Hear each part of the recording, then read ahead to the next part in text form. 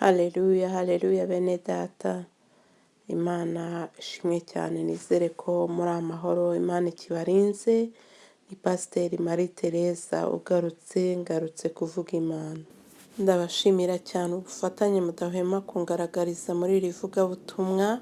Mureke dukorere umwami tunezerewe mu izina rya Yesu. Amen. Nagira ngo tuvuge ku bintu bimwe bigaragara nk'aho ari byiza, ariko bikagaragara nanone nk'aho bifasha gusenya ingo, gusenya imiryango. Tugiye kuvuga kuri telefone mu gihe nk'iki. Ndi mwiza, ndi telefone, mfasha abantu gusabana, ariko ndi ikigusha kiyobya abantu banyisukiye iyo batazi kugenzura amakuru yanjye.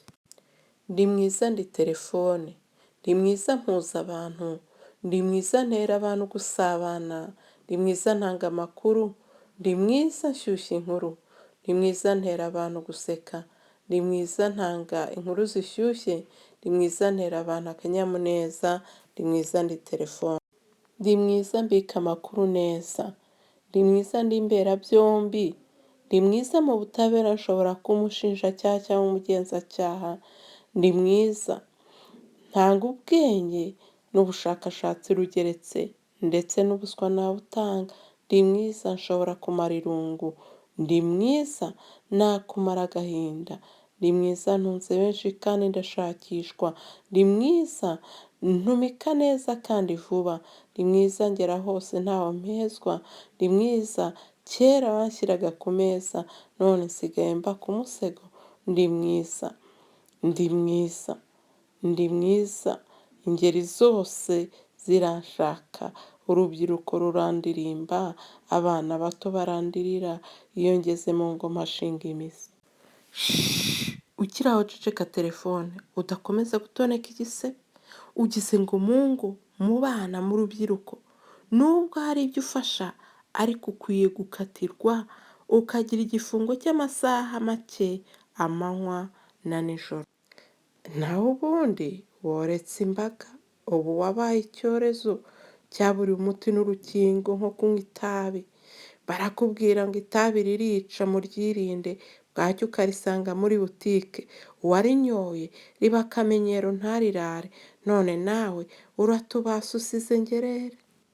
Yego pe, kwitaba, guhamagara, gutanga ubutumwa, kukwigiraho, kureba amakuru, ndabishimye.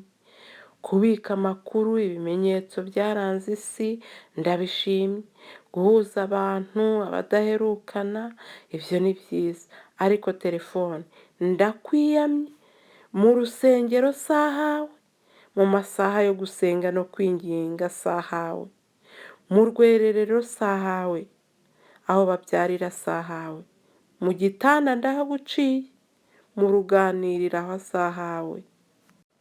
Uzi ko wakamije isoko nziza y'umuco wacu, imigani, ibisakuzo, ibyivugo, imbyino, amahamba warabiciye. Ntibigikunzwe n'abatari bake. Gusabana byo mu muryango, umugabo, umugore n'abana bari ku meza, uzi ko bigeraho umuntu abura umwanya ari wowe areba. Ibiryo byose bikagwa hasi, abana bamwe bakaburara, mawe yanze kubagaburira, ngo ndi kureba udukuru twiza, maze Kariza agasinzira, kandi disi arayashonje, ariko kuko akiri umwana agira ngo ni uko byahoze, ngo kuburara ntacyo byica. Nyamara muritonde, abana barabimenya barashishoza, uzabaze mwarimu ku ishuri. Ubwo isengesho riragatabwa, ngo twasengeye ku ishuri, ku kazi, mu rusengero, ukarya ibyo udasengeye bidahumanuwe na ya maraso ye waducunguye ari we Yesu. Ushyiramo ikanya bishirira hasi. Uzi ko urambika umwana hasi, ugasigasiga telefone, ugaterura no mu buriri ngoba, umwana ugashyira muri beriso, ugapfumbata telefone, undi ikamuraza muri WhatsApp, Facebook ndetse n'ibindi.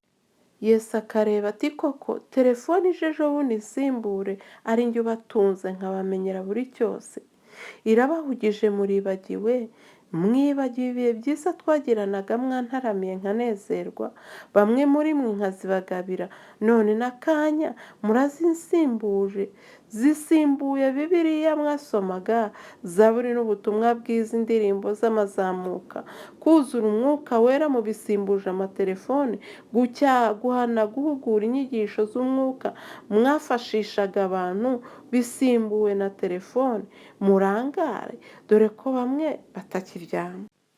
Amayerekwa, inzozi zisimbuwe na telefone, warota utaryamye, wakwereka utatuje, umutwe ari zagaragara. Narababwiye ngo muze mwenyine twihererane, munsanga ahantu hatari abantu, dore imiruho irabarembeje n'urusaku rurabaruhije, none feri ya mbere ni telefone. Nabagezagaho amakuru y'umurwa, none bamwe muri mwe ntimugikumbura uko muzagera mu rurembo, mbese nk'ubwo duhuzwa n'iki? Ku cyumweru upfuye agasoni arabyuka akajya gushaka ngo Bibiliya n'igitabo cy'indirimbo byararenzweho n'umukungugu, nyamara akikiye telefone, ubwo nabwo ni abayifite. Hariho n'abatirushya bayitunga ngo ni abajene, harya ubwo dupfana iki? Cyo nimugaruke dusabane, mufate intwaro z'uburyo bwose, kuko muterwa muyihugiyeho, mukinjirirwa ntimubirabukwe, maze ikabatembagaza burundu. Nimwakire igihano nkatiye telefone mucyumve. Telefone ukatiwe gufungwa mu masaha y'akazi, mu masaha yo kurya no kuryama, mu masaha yo gusenga no kwinginga. Nubirengaho uzafatirwa ibihano birushijeho gukomera. Uzakomeza kubuza amahoro azajurire yifashishije ijambo riboneka mu gitabo cy'umubwiriza ibice 3. Imana igenera ikintu cyose igihe cyacyo, ikintu cyose kigenerwa igihe cyacyo, n'icyagambiriwe munsi y'ijuru cyose gifite umwanya wacyo.